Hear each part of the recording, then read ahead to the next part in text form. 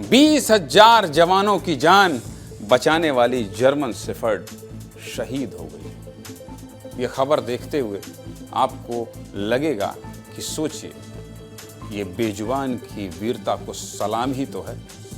एक जानवर ने इस कदर वफादारी निभाई कि इतिहास में नाम दर्ज हो गया। तो दूसरी ओर एक पढ़े लिखे युवा ने लाल आतंक का ऐसा रास्ता अपनाया जहां सिर्फ मौत मिली। तस्वीरें देखिए। पहली तस्वीर केनाइन रोलो की है, जो एक फीमेल बेल्जियन शेपर्ड डॉग थी। छत्तीसगढ़ के सुकमा जिले में जवानों ने आज रोलो को अंतिम विदाई दी।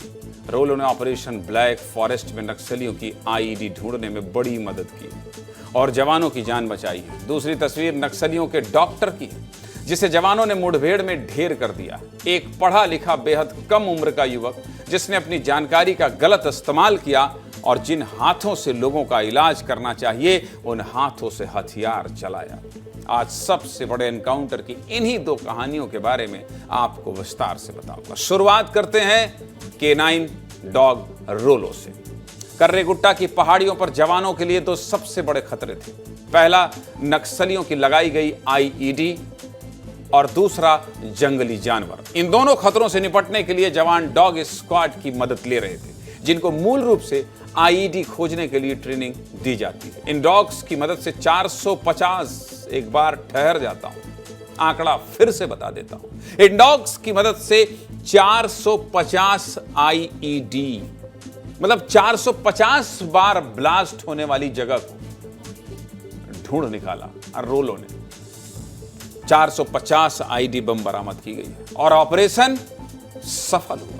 लेकिन कर्रेगुट्टा में सर्च ऑपरेशन के दौरान केनाइन रोलो एक अंधेरी गुफा में चली गई, जहां सूरज की रोशनी भी नहीं जाती। तभी अचानक मधुमक्खियों के बड़े झुंड ने हमला कर दिया। जवानों ने केनाइन रोलो को मधुमक्खियों के डंक से बचाने के लिए पॉलिथीन शीट से ढक दिया, लेकिन यह प्रयास काम नहीं आया और 200 से ज्यादा मधुमक्खियों ने बुरी तरह रोलो को डंक मार दिया। सलामी शॉट्स चलाइए, जिससे महज 2 साल की उम्र में रोलो की मौत हो गई। इसको लेकर क्या कह रहे हैं रोलो को ट्रेनिंग देने वाले ट्रेनर, सुनिए। ट्रेनिंग के दौरान उसको केनाइन बेस्ट टीम से भी ऑनर किया गया। 28 बटालियन में बहुत सारे ऑप्स जैसे किए गए, जिसमें रोलो का बिल्कुल अहम भूमिका रहा। बहुत सारी आईडी से ट्रुप्स को बचाने के लिए रोलो ने अपनी भूमिका अदा की है। बहुत सी ड्यूटियों में अपने ट्रुप्स को सेफली लेके जाना और लेके आना एक अहम रोल डॉग रोलो का रहा है। 22 तारीख से 25 तारीख तक बहुत सी दुर्गम परिस्थितियों का सामना करते हुए भी रोलो ने अपना ड्यूटी बिल्कुल चालाकी और चुस्ती से किया। ऐसी ही एक कहानी बीजापुर के मुदवेंडी कैंप की है। यहाँ जब नया कैंप खुला तो पास के गांव से निकलकर किया नाम का डॉग जवानों के साथ रहने लगा। ये डॉग जवानों के साथ ही रहता था और सर्च ऑपरेशन पर भी जाता था। हर दिन की तरह ही किया जवानों के साथ गश्त पर निकला था और जवानों से कुछ कदम आगे चल रहा था। नक्सलियों ने रास्ते में आईईडी बम लगाया हुआ था, जिस पर किया का पैर पड़ते ही धमाका हो गया। किया की मौके पर ही मौत हो गई, लेकिन जवानों की जान बच गई। इसी की याद में कैंप के पास जवानों ने एक स्मारक बनाया है। इससे जुड़ी हमारे सहयोगी संजय ठाकुर की रिपोर्ट देखिए, फिर आगे बढ़ेंगे। 30 दिसंबर 2024 को जवान गश्त पे निकले हुए थे। जवान जंगल में गश्त कर रहे थे।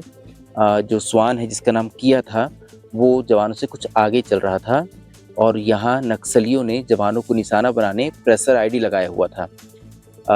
जवान उस प्रेशर आईडी की चपेट में आते उससे पहले किया का पैर उस प्रेशर आईडी के ऊपर पड़ा और किया ने अपनी जान गंवा दी।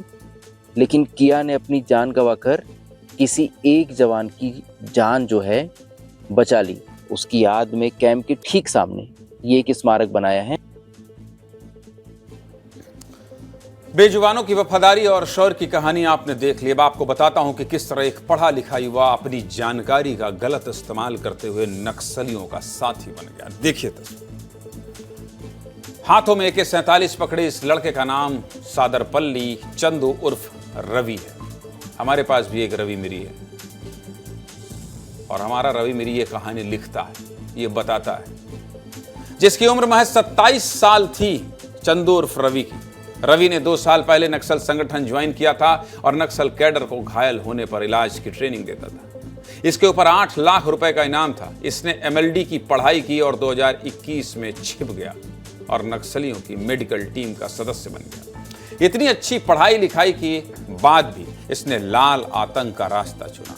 नक्सल संगठन के राज्य सचिव दामोदर ने इसे अपना गार्ड भी बनाया था। डरा रहा होगा ये दामोदरवा, इसको लगा होगा कि कहीं घायल वायल होंगे, डॉक्टर सबसे पहले इलाज कर देगा। इसको लेकर क्या कह रहे हैं नक्सल ऑपरेशन के पूर्व DGR के बीच, पहले सुनिए फिर आगे बात करें। देखिए, कई जो इनके सीनियर लीडर्स हैं वो ग्रेजुएट हैं, कुछ पोस्ट ग्रेजुएट हैं, कि कई उन्हें IIT की हुई है। डॉक्टर्स जो हैं, MBBS डॉक्टर्स इनकी हेल्प करते रहे, इसके प्रमाण हैं काफ़ी। अपने जो हमारे आदिवासी हैं या इवन आंध्र प्रदेश के जो काट रहे हैं, उनको ट्रेनिंग देते हैं। तो ये ट्रेनिंग हमने देखा है कि कभी कभी छोटी ट्रेनिंग भी रहती है 8-10 दिन की, लेकिन डॉक्टर्स की ट्रेनिंग सामान्यतः देखा है वो 3-3 महीने की ट्रेनिंग उनको दी गई है। एक बार देते हैं फिर दोबारा दी जाती है, ताकि वो कोई इंजर्ड हो जाए अगर नक्सली तो उसका इलाज कर पाए, बुलेट को बाहर निकाल पाए। बताइए कितना स्मार्ट लड़का था, पढ़ लिख रहा था, यहीं रहता, पता नहीं कौन सा किताब पढ़ लिया, कौन सा साहित्य पढ़ लिया और चला गया नक्सलियों के साथ। संजय, ये ठीक नहीं है। युवाओं का इस तरह से भटकना, युवाओं का इस तरह से नक्सलियों का साथ देना और फिर इतनी कम उम्र में मर जाना। और आज रोलो की जो कहानी हम लोगों ने देखी और फिर उसके बाद जो दूसरी कहानी देखी, नक्सलवाद खत्म होते होते न जाने कितनी ऐसी कहानी सामने आएंगी जो दिल को छुएंगे भी और कुछ खबरों को देखकर पछतावा भी होगा। संजय, आपका विश्लेषण इन खबरों पर। देखिए, सबसे बड़ा इनकाउंटर था, उसकी सबसे बड़ी खबर थी। उस खबरों के बीच में ये छोटी खबरें कई बार छुप जाती है। माफ करिए, मैं इसे छोटी खबर कह रहा हूँ, इसलिए कह रहा हूँ क्योंकि इसे मेन स्ट्रीम मीडिया में जगह नहीं मिल पाती। लेकिन ये खबरें दिखाना कितना जरूरी है। रोलो एक डॉग था, ट्रेन डॉग था, फोर्स के लिए काम करता था, मात्र 2 साल का था। उसका भी योगदान इस ऑपरेशन में उतना ही बड़ा है। ऑपरेशन के दौरान मधुमक्खियों के हमले से उसकी जान चली गई। इससे एक बात और साफ होती है कि सिर्फ नक्सलियों की गोलियां या उनकी आईडी खतरा नहीं है, मधुमक्खी और मच्छर भी बहुत बड़ा खतरा है। मच्छर से इतने हमारे शहीद होते हैं, वो नक्सलियों की गोलियों से भी ज़्यादा है। तो सोचिए कि इन नक्सल मोर्चों पर कितना मुश्किलों का सामना करना पड़ता है जवानों को। किया जो डॉग था वो स्ट्रीट डॉग था, वो कोई ट्रेन डॉग नहीं था। वो देसी जो हम कुत्ता बोलते हैं, डॉग बोलते हैं, वो था। जब कैंप खुला तो खाने की तलाश में आ गया। जब जवान गश्त पे निकलते तो जो उसकी फितरत थी उनके साथ वो आगे आगे चलता। और देखिए, उसने एक जवान की जान बचा ली। और यही वजह है कि जवानों ने उसको याद करने के लिए मुदविंडी जब आप कैंप जाएंगे तो कैंप के बिल्कुल सामने ये स्मारक है। मेरी नज़र जब इस पर पड़ी तो मैंने उसकी पूरी कहानी समझी और मेरी आंखें भर आई थी कि जवानों का प्यार देखिए। उन्होंने एक बहुत लंबा मैसेज लिखा है उसकी याद में। दूसरी बात, जब एक इस तरह का युवा लड़का, रवि ऐसा लड़का जिसने DMLT का कोर्स किया है, वो लैब टेक्नीशियन था। एक लैब टेक्नीशियन को सरकारी नौकरी मिल सकती है। उसने 2 साल प्राइवेट लैब में जॉब भी किया। उसके बाद वो 2 साल पहले नक्सल संगठन से जुड़ा और नक्सल संगठन में जुड़ने के बाद वो नक्सलियों को मेडिकल ट्रेनिंग देता था। यानी कि अगर कोई नक्सली घायल हो जाए तो कैसे उसका त्वरित उपचार करें, तो नक्सलियों के मेडिकल टीम का वो हिस्सा था। साथ ही दामोदर की सुरक्षा में तैनात था। आपने बिल्कुल सही कहा कि बड़े नक्सली हमेशा चाहते हैं कि उनकी जान बचे रहे। यही वजह है कि अपने साथ वो इस तरह के लोगों को रखते हैं जो उन्हें त्वरित उपचार प्रदान कर सके। लेकिन देखिए, रवि जो एक टैलेंटेड लड़का हो सकता था, अगर वो मेन स्ट्रीम में होता तो हो सकता है किसी अस्पताल में अपनी सेवा दे रहा होता। वो पुलिस की गोलियों का शिकार हुआ, मारा गया, उसने अपनी जान गंवा दी क्योंकि वो गलत रास्ते पे चले गया था। इस स्टोरी को दिखाने के मकसद से भी इतना है कि युवा सोच समझकर अपना रास्ता तय करें। उनके पास एक बेहतर जीवन जीने का मौका है, वो भ्रम में ना फंसे, इस तरह के रास्ते पे ना जाएं। यही वजह है। बिल्कुल ठीक कहा आपने। ये दोनों कहानी जो आपने कहा ना कि ये जो कहानी है, मैं आपको बता रहा हूं संजय, जब मैं ये देख रहा था, रोलो की कहानी और इस भटके हुए युवा की कहानी देख रहा था, तो मुझे लग रहा था कि इस तरह की कहानियों को आखिर दिखाएगा कौन। आज युवा जो नक्सलियों की तरफ जा रहे हैं उनको बताना पड़ेगा ना कि आप हथियार लेके चलोगे लेकिन आपका अंत इतना बुरा होगा। और रोलो कितनी इमोशनल कहानी थी। बहुत बहुत धन्यवाद आपका, बहुत शुक्रिया।